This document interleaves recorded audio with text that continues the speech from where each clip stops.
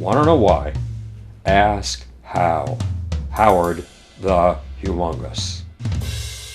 February 24th marks a year since the troops of Vladimir Putin first invaded the Ukraine, and new developments are emerging rapidly. The war in Ukraine is becoming a piece in a new great game, a chess piece, and a new face-off between the great powers. On Wednesday, February 22nd, China's top diplomat, Wang Yi, visited Vladimir Putin in Moscow. Meanwhile, it was announced that there will be a summit between Putin and China's paramount leader, China's dictator, China's the one man who is everything, Xi Jinping, this spring in Moscow. The visit of China's top diplomat did not occur on a random date. It came in the week of the first anniversary of the Russian invasion of the Ukraine. In other words, Wang Yi's visit gave a very overt Chinese blessing to Russia's Ukraine war. Wang Yi's visit also acted as a countermove to President Joe Biden's surprise visit to Kiev, which broadcast the message that America is solidly behind the democratic government of the Ukraine and its head, Volodymyr Zelensky. And the Chinese visit is a countermove to Biden's two-year effort to pull together NATO. Biden's attempt to solidify NATO is not just succeeding in Europe.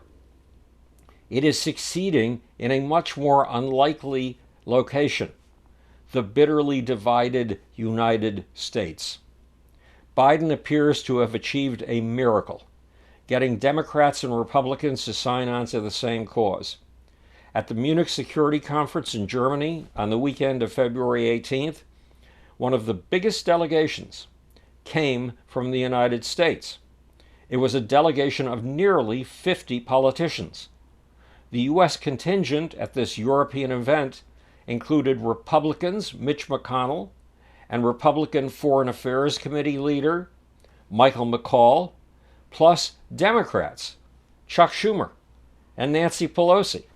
It was thoroughly bipartisan. In other words, the great power game around Russia's Ukraine war is solidifying the Democratic alliance and is also solidifying democracy's enemy, the alliance of autocracies, the alliance you might call, and I do call, the axis of evil. This axis of evil includes Russia, China, North Korea, Iran, Syria, Venezuela, Nicaragua, and Cuba. Meanwhile, there's a second new development taking place right under our noses. Vladimir Putin has lucked out. The Ukraine war he thought would be over in a week has lasted a year. That should be bad news. But Putin has used this failure as an opportunity. The state of war has allowed Putin to reshape Russian society to his liking. Protesters and liberals have been forced to flee the country or go silent. Theaters and museums have been reshaped to blast a simple message. Russia and its allies are the good guys. Western nations are the bad guys. According to this new myth, Russia defeated the Nazis in 1945, and Russia is being forced to save humanity once again.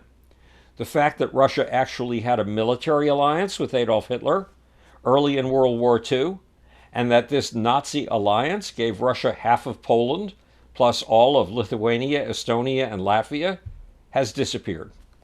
The leading shows on Russian TV have been used to trumpet the message that there is a battle between good and evil, and only Russia can banish the darkness and bring the light.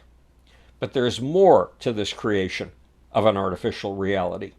Reports the New York Times, school children collect empty cans to make candles for soldiers in the trenches, while learning in a new weekly class that the Russian military has always liberated humanity from, quote, aggressors who seek world domination, close quote.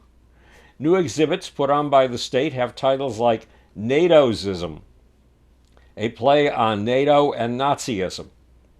The New York Times quotes Konstantin Malofeev, an ultra-conservative business tycoon, who bragged in a recent phone interview, the longer this war lasts, the more Russian society is cleansing itself from liberalism and the Western poison. Now China has signaled that it is on board for this wild ride, one in which it hopes to get across the message that China is the one major empire on the face of the earth that has never tried to conquer a foreign country. Unless, of course, you count the conquest of Tibet in 1949, or the recent takeover of the 1.35 million square mile sea that belonged to 7 other nations, the South China Sea.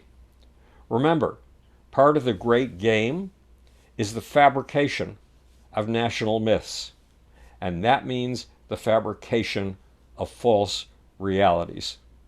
This is Howard Bloom speaking to you from the future.